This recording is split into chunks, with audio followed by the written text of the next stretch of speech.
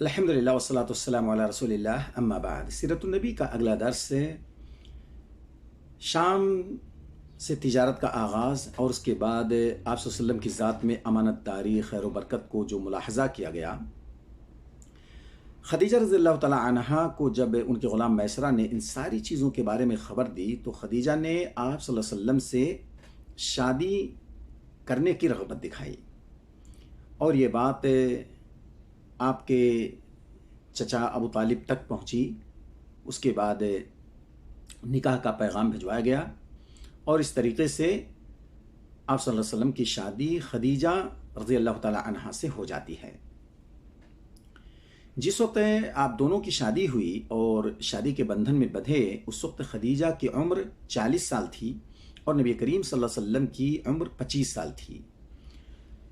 آپ نے اس سے پہلے کوئی شادی نہیں کی تھی، پر خدیجہ کی 2 شادیاں ہو چکی تھیں اور دونوں شوہروں کے انتقال کے بعد بہت سارے رؤسائے مکہ خدیجہ کے ساتھ شادی کرنے میں رغبت رکھتے تھے، دلچسپی بھی دکھاتے تھے، لیکن خدیجہ نے سارے لوگوں سے شادی کرنے سے انکار کیا، کسی کے بھی پیغام کو قبول نہیں کیا۔ آپ صلی اللہ علیہ وسلم میں رغبت دکھائی اور یہ رغبت پے تکمیل تک پہنچی۔ آپ صلی اللہ علیہ وسلم کی شادی اور آپ کا جو نکاح آپ کے چچا ابو طالب نے پڑھایا۔ خدیجہ رضی اللہ تعالیٰ عنہ کے ساتھ شادی کرنے کے بعد نبی کریم صلی اللہ علیہ وسلم نے مرتے دم تک، یعنی جب تک خدیجہ زندہ رہیں، آپ نے کسی سے شادی نہیں کی۔ سبحان اللہ!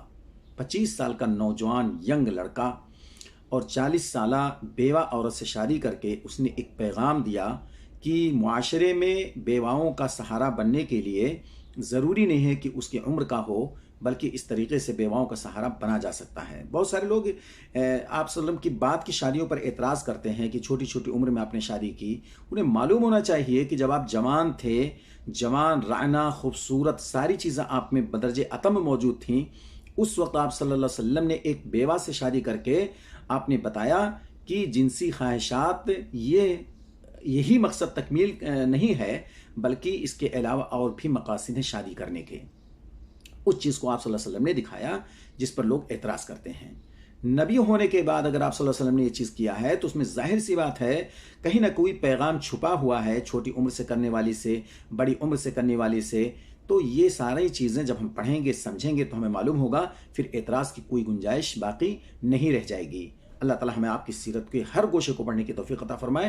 وآخر دعوانا الحمدللہ رب العالمین۔